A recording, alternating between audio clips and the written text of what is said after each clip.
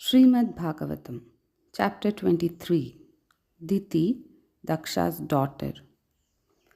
13 of the daughters of Daksha had been given to the rishi Kashyapa, the son of Marichi.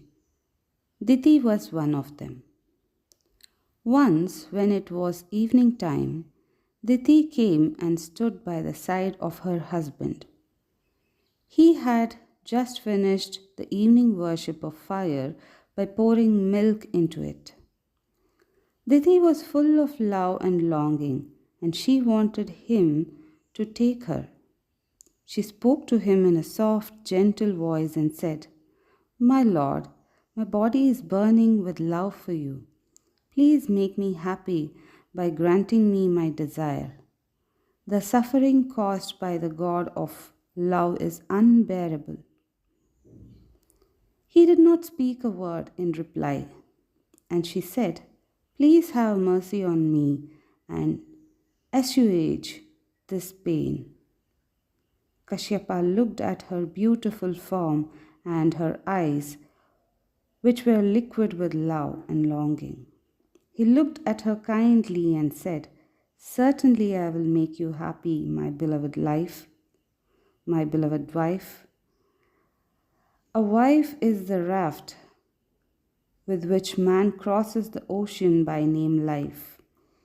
She is the one who stays with him during his happy days and during his days of pain. She walks in the path of dharma with him. She is his sahadharmachari, and she is his very life. When she is married, a woman is called Jaya, because she is born again in the heart of her husband, where she is given a place of honor.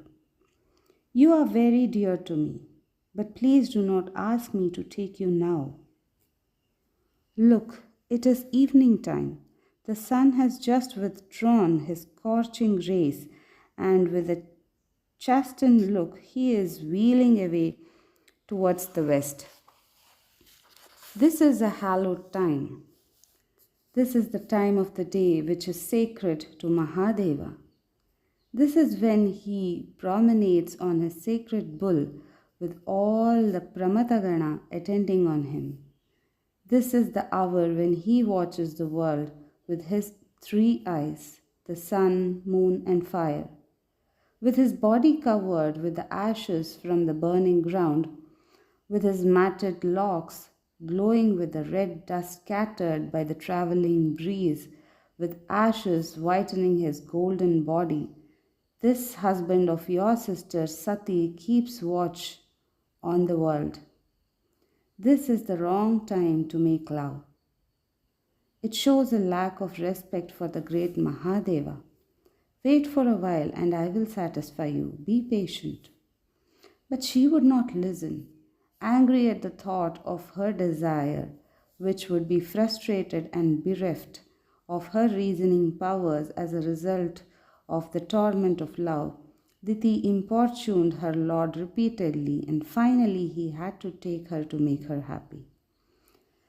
When her reason came back to her, Diti remembered the warning of Kashyapa and said, "Overcome with love as I was, I became blind and deaf to my surroundings and to your words. I am afraid I have insulted Lord Mahadeva.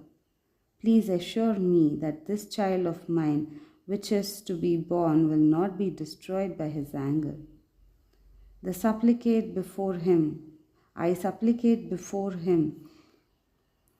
and ask for his mercy. Please say that this sin of mine will be forgiven. Mahadeva is my sister's husband and he is sure to be compassionate. Please tell me what is going to happen. I am afraid."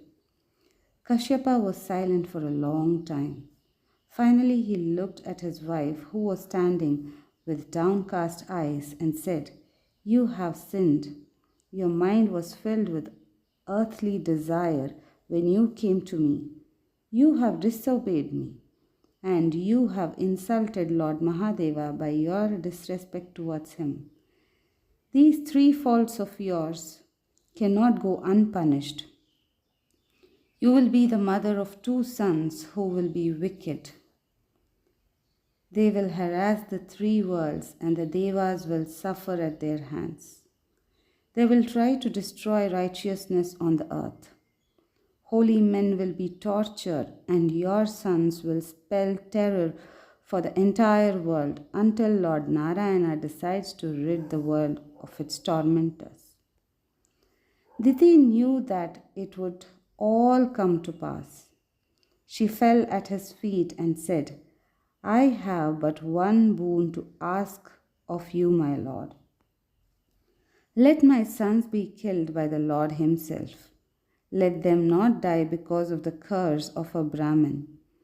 The one will grant them mukti, while the other is sure to damn them forever and forever.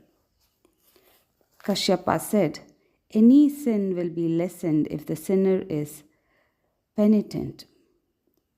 You are now sorry for what happened. You have honored Narayana by wanting him to be the death of your sons, and you have requested me and Mahadeva to forgive you.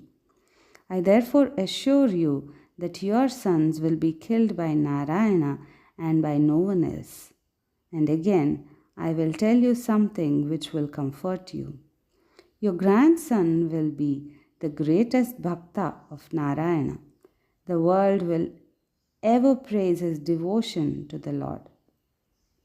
They will remember him as long as the name of the Lord remains on the lips of men. Like gold is cleansed by being so well burnt that all the dross is destroyed, even so men will burn all their worldly desires to be like your grandson in their devotion to Narayana. He will be the ideal bhakta who will worship his beloved Lord day and night against all opposition, and he will reach Narayana when he sheds this body made up of the elements. He will have no attachments. He will be good-natured. He will be the home of courage and compassion. Without malice or anger, he will consider everyone to be like himself. He will have no enemies, and he will be like the moon which rains radiance and coolness on the world. With his gentleness, he will gladden the hearts of men. For his sake, the Lord will make the appearance. Your grandson will be one of the rare few who will see the Lord with human eyes. Diti knew that nothing could avert the fate that was to visit her sons because of her foolishness. There was no use in repenting, and she found a semblance of peace of the thought that her sons would meet their deaths at the hands of Narayana and no one else. And again, the fact that her grandson would be a great good man comforted her, and she walked away from the presence of her husband with her head bent and with her eyes full of tears.